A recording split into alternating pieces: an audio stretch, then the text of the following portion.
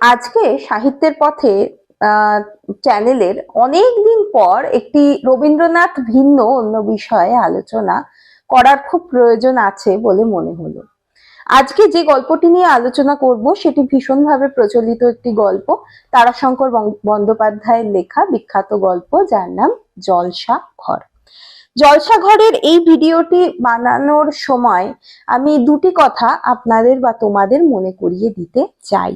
প্রথমত তো আমি যেটি বারবার বলে থাকি, যা হলো কিনা যে যে টেক্সটটি রয়েছে, গল্পটি রয়েছে, সেটি অবশ্যই এই আলোচনা শোনার আগে ভালোভাবে একবার কি দুবার পড়ে নেওয়া উচিত। এবং দ্বিতীয়ত, সত্যজিৎ রায়ের পরিচালিত জলসাঘর নামক যে সিনেমাটি রয়েছে সেটিও যদি দেখে নেওয়া যায় কোনোভাবে, যদি আমি পাই নিশ্চয়ই ডেসক্রিপশন বক্সে সে লিংক দিয়ে দেব, তবে অবশ্যই সেটিও চাইলে একবার দেখে নিতে পারেন বা পারো। আজকের গল্পের আলোচনাটি হয়তো একটু আকারে বড় হতে পারে, সেই বিষয়ে আমি প্রথমেই ক্ষমা প্রার্থী। যাই হোক, শেষ অবধি দেখার অনুরোধ রইল। আশা করি আমি এই পর্বটিতে জলসাঘর সম্পর্কে একটি সম্পূর্ণ আলোচনা আপনাদের সামনে তুলে ধরতে পারবো। এই জলসাঘর নামক গল্পের পিছনে এক বড়, বৃহৎ এবং করুণ ইতিহাস রয়েছে। এটি তাই কেবলই গল্প নয়, এক যুগের মৃত্যুর জীবন্ত ইতিকথা। আর আমরা তো জানি যে তারাশঙ্কর বন্দ্যোপাধ্যায় সামগ্রিকভাবে পল্লী বাংলার রূপকে আমাদের সামনে তুলে ধরেছিলেন। তাই তার লেখার মধ্যে কেবলমাত্র দারিদ্র আর যে দীনতা এই বিষয়টাই প্রকাশিত হয়েছে সেটাই কেবলমাত্র নয়, তার যে ঐশ্বর্য এবং মহিমা এবং অনাবিষ্কৃত অনেক কিছু তার গল্পের মাধ্যমে, তার রচনার মাধ্যমে বারবার আমাদের সামনে ফুটে উঠেছে। এই কারণেই সম্ভবত জলসাঘর নামক এই গল্পে আমরা কোনো নিম্নবর্গীয় শ্রেণীর মানুষের কথা পাচ্ছি এটি কিন্তু নয়। আমরা পাচ্ছি কাদের? আমরা পাচ্ছি বা এই গল্পের দ্বারা উদ্ঘাটিত হয়েছে গ্রাম জীবনের এক অনাবিষ্কৃত রুদ্ধদ্বার, যা একসময় বাংলা সমাজের ঐশ্বর্য ছিল, তার কি অনাদর, কি ক্ষয়ীভূত শেষ পর্যায়, সেটাই ভীষণভাবে প্রকাশিত হচ্ছে এই গল্পটির মাধ্যমে। যে বিষয়টি নিয়ে কথা বলছি তা হলো বাংলার জমিদার প্রথা। এই এক বিস্তীর্ণ ইতিহাসের শেষ পর্যায়কে এই জলসাঘর নামক গল্পের দ্বারা তারাশঙ্কর বন্দ্যোপাধ্যায় কি অসামান্যভাবে ফুটিয়ে তুলেছেন। গল্পটির আলোচনা করবার আগে কয়েকটি বিষয় একটু মনে করিয়ে দেওয়া প্রয়োজন। 1934 সালের বৈশাখ মাসে বঙ্গশ্রী পত্রিকায় জলসাঘর প্রকাশিত হচ্ছে। 1947 সালে ব্রিটিশ শাসনের পতন হবার পরই প্রজাস্বত্ব আইনের বিল পেশ করার কথা শুরু হয় এবং 1951 সালে সেই বিল পেশ করা হলে সুদীর্ঘ 150 বছরের জমিদারি প্রথার বিলুপ্তি ঘটে। অর্থাৎ যে সময় লেখক গল্পটি লিখছেন সেই সময় স্বাভাবিকভাবেই আমরা বুঝতে পারছি যে জমিদারি যে শাসন তা পতনের দিকে। অপরদিকে আরো একটা বিষয় কিন্তু আমাদের মনে রাখতে হবে, জলসাঘর যখন প্রকাশিত হচ্ছে তখন কেউ একজন তারাশঙ্কর বাবুকে বলেছিলেন যে জলসাঘরের ভাঙনের কথা তো লিখেছেন, গড়নের কথাও লিখুন। তার কয়েক বছর পরেই তারাশঙ্কর বন্দ্যোপাধ্যায় লিখলেন রায়বাড়ি নামক আরো একটি গল্প, যার প্রসঙ্গে লেখক নিজেই বলছেন যে রায়বাড়ির গল্পটিতে উল্লেখিত 1092 নম্বর যে লাট যার কথা বলা হয়েছে, তিনি নাকি তাদের বংশেরই কেউ একজন ছিলেন। সেই লাট শাসন না করতে পারায় জমিদারকে পত্তনি দিয়ে দেন।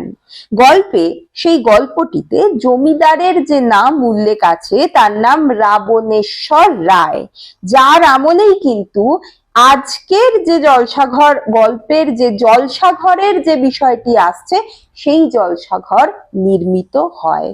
রায়বাড়ির সূত্র ধরে জলসাঘর গল্পটিকে দেখলে আমরা জানতে পারি যে রাবণেশ্বরের পুত্র ছিলেন, রাবণেশ্বরের দ্বিতীয় পক্ষের স্ত্রীর পুত্র সম্ভবত, তিনি ছিলেন আজকের জলসাঘর গল্পের যে মূল চরিত্র অর্থাৎ বিশ্বম্ভর রায় তার পিতামহ। অর্থাৎ আমি এত বড় একটি প্রাথমিক এই আলোচনা আনলাম কেন, তার অন্যতম একটি কারণ আমি জমিদারি প্রথার যে ইতিহাসের কোথা থেকে শুরু কোথায় শেষ সেটা একটুখানি ছুঁয়ে গেলাম, আর বোঝাতে চাইলাম যে তারাশঙ্কর বাবুর যে বংশ তারও পূর্বপুরুষ কেউ একজন এই জমিদারি প্রথার সঙ্গে যুক্ত ছিলেন।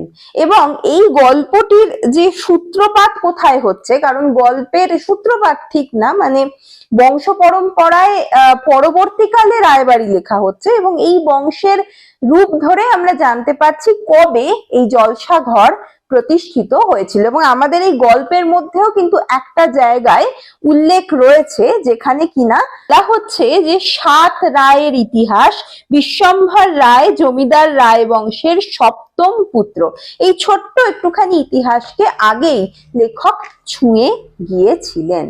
আমাদের এই তারাশঙ্কর বন্দ্যোপাধ্যায়ের যা কিছু সাহিত্য আমরা পড়ে থাকি তাতে আমরা খেয়াল করে দেখব যে তিনি সবসময় নিয়তিতে বিশ্বাস করতেন এবং তার সাহিত্য কিন্তু নিয়তি দ্বারা পরিচালিত। তিনি মনে করতেন এবং মনে করাতেন যে এর হাত থেকে মুক্তি কোনোভাবেই নেই, এবং আমাদের গল্পেও কিন্তু শেষ অবধি আমরা সেটাই দেখতে পাই। গল্পটির সঙ্গে রায়বাড়ির গল্পের যোগের কথা আগেই বললাম।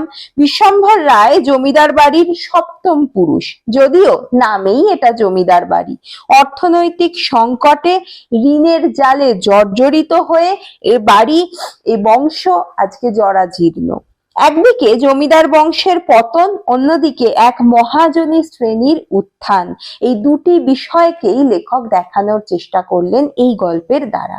দেখি বিশ্বম্ভর বাবুর সম্পত্তি প্রিভি কাউন্সিলের রায়ের মাধ্যমে সম্পূর্ণভাবে চলে যাচ্ছে, আর মহিম গাঙ্গুলি তার দখল নেবার জন্য একটু একটু করে অপেক্ষা করছেন। যাই হোক, মূল গল্পটিতে এই অর্থনৈতিক দ্বন্দ্ব আসল নয়, আসল হয়ে ওঠে এক প্রবল ট্র্যাজেডি যার নায়ক একা এই বিশ্বম্ভর রায়। প্রথমেই বলি যে গল্পটি কিন্তু পাঠ করতেই হবে, গল্পটি না পড়লে মূল বিষয়বস্তুটি বোঝা যাবে না। গল্পটি তাই আমি আশা করব আপনারা বা তোমরা সকলে পড়ে নেবে, পড়ে নিয়ে আলোচনা শুনতে আসছো বা আসবে।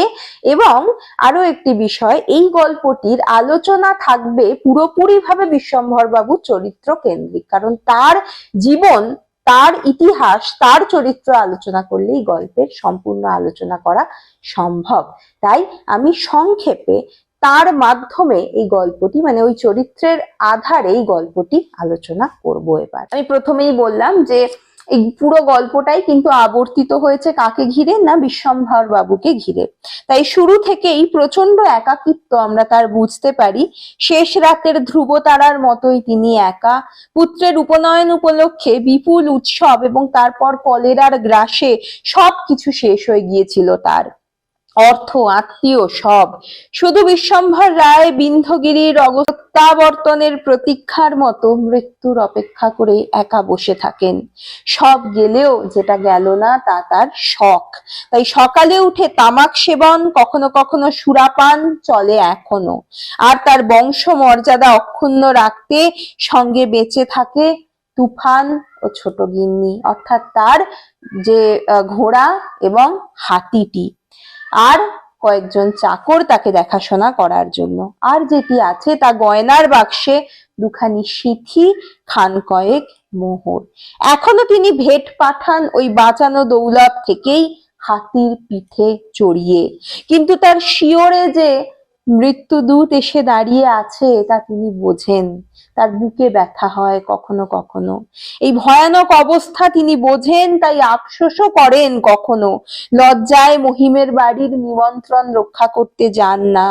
আগেই বলেছিলাম গাঙ্গুলি বাড়ির সঙ্গে রায়ের বিরোধ সরাসরি প্রকাশিত, তাই লজ্জায় সে বাড়ির আমন্ত্রণ প্রত্যাখ্যাত করলেও বংশমর্যাদার লড়াইয়ে নামতে পিছপা হন না বিশ্বম্ভর বাবু। তাই জলসাঘর খুলে যায়, জলসাঘরের দরজা খুলে যায়, বাতিঘরের তালা খোলে, গড়গড়া বড় বড় পরাত সমস্ত কিছু এসে জমে তার মধ্যে, এবং সেইখানে আমন্ত্রণ করা হয় মহিম গাঙ্গুলি সহ আরো বিশিষ্ট গ্রামের বিশিষ্ট কিছু লোককে। আসরে গানের নেশায় সম্মোহিত অজগরের মতো তালে তালে দোলেন বিশ্বম্ভর। আনমনে পৌঁছে যান নিজের যৌবন কালে। মনে পড়ে যায় চন্দ্রাবাই বলে একজনকে, যে জীবনের এক অধ্যায় ছিল তার। বিশ্বম্ভরের সম্বিত ফিরে আসে টাকার শব্দে। মহিম বাইজিকে বকশিস দিয়েছে, সে নিয়ম ভঙ্গ করেছে। নিয়ম হলো প্রথম ইনাম দেবার অধিকার কিন্তু গৃহস্বামীরই। বিশ্বম্ভর চারিদিকে চেয়ে দেখেন, সামনের উপর পরাত নেই, মোহর নেই। উঠে পড়েন তিনি, গান বন্ধ হয়ে যায়। শিল্পীরা অপেক্ষা করে গৃহস্বামীর প্রত্যাবর্তনের জন্য, কিন্তু তার জায়গায় ঘরে প্রবেশ করে তারা প্রসন্ন।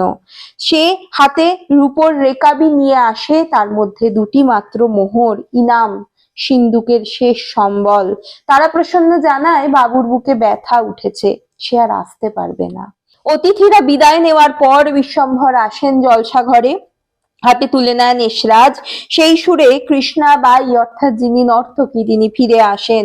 সে একটার পর একটা গান গায়। বিশ্বম্ভরের শিরায় উপশিরায় ছুটে বেড়ায় তখন রায়বাড়ির রক্ত। ফিরে আসে যৌবনের উচ্ছ্বাস।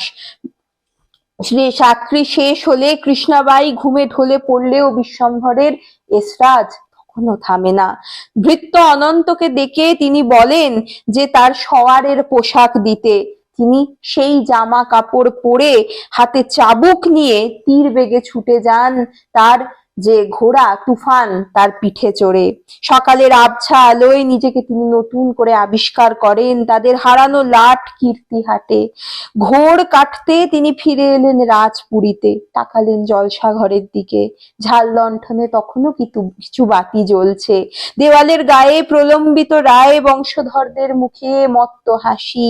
সহসা নিজের প্রতিবিম্ব দেখে ভয়ার্থ কণ্ঠে ভৃত্যকে আদেশ দেন, বাতি নিভিয়ে দে, জলসাঘর বন্ধ করে দে। জলসাঘর গল্পের শেষের বেশ কয়েকটি লাইন রয়েছে, সেগুলি অবশ্যই একটু পড়ে দেখার মতো, যেখানে অনন্ত সাড়া দিয়া ছুটিয়া আসিল, প্রভুর এমন কণ্ঠস্বর সে শোনে নাই।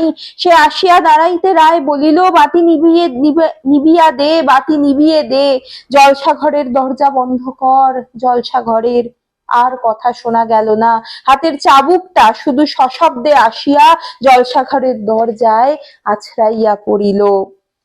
গল্পের শেষে রায় মহাশয়ের হাতের চাবুক সশব্দে দরজায় আছড়ে পড়ার মধ্যে যে কেবলমাত্র জলসাঘরের দরজা বন্ধ হলো তা নয়, তার সঙ্গে সঙ্গে আমরা বুঝতে পারলাম আভিজাত্য মণ্ডিত ঐশ্বর্যের রত্নদ্বার একবার উন্মুক্ত হয়ে চিরকালের জন্য বন্ধ হয়ে গেল। একটা ভীষণ গম্ভীর বার্তা দিলেন তারাশঙ্কর আমাদের এর মাধ্যমে। যে জলসাঘরকে একসময় আভিজাত্যের প্রতীক বলে মনে করা হতো, সেই জমিদারি আভিজাত্যের পতনকে এই চাবুকের শব্দের দ্বারা বোঝালেন লেখক। গল্পের শেষে বিশ্বম্ভর বাবুর ঘোড়া নিয়ে ছুটে চলা যেন শেষ হয়ে যাওয়ার আগে প্রদীপের শিখার শেষ দপদপানি। তুফানের ক্ষতবিক্ষত চেহারা আসলে বিশ্বম্ভর বাবুরই প্রতিরূপ। আর জলসাঘরের দরজায় চাবুক জমিদারি তন্ত্রের বুকে এক তীব্র এবং শেষ আঘাত। জীবনের এমন জলসাঘরের কথাই যেন লেখক তুলে ধরলেন, যেখানে আমরা এই নাটকের অভিনেতা আর আমাদের এই জীবনের আমাদের এই নাটকের চালক যিনি, ডিরেক্টর যিনি, তিনি ভগবান নন, তিনি নিয়তি বা প্রবৃত্তি।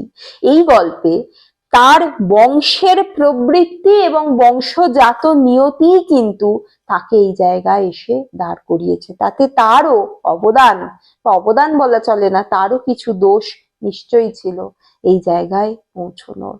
ভীষণ সুন্দর একটি গল্প, গল্পের নামকরণ আমরা বুঝতেই পাচ্ছি কেন জলসাঘর, যদিও এখানে একা বিশ্বম্ভর বাবুর চরিত্রের ওপরেই গল্প দাঁড়িয়ে আছে, কিন্তু তা সত্ত্বেও এই জলসাঘরের মাধ্যমেই এই যে তার যে আভিজাত্য এবং তার যে শেষ, আর সেই জলসাঘর শব্দটি সরাসরি ভাবে জমিদার প্রথাকে ইন্ডিকেট করছে, প্রতিকায়িত করছে, সেই কারণে কিন্তু লেখক এই গল্পের নাম জলসাঘর দিয়েছেন।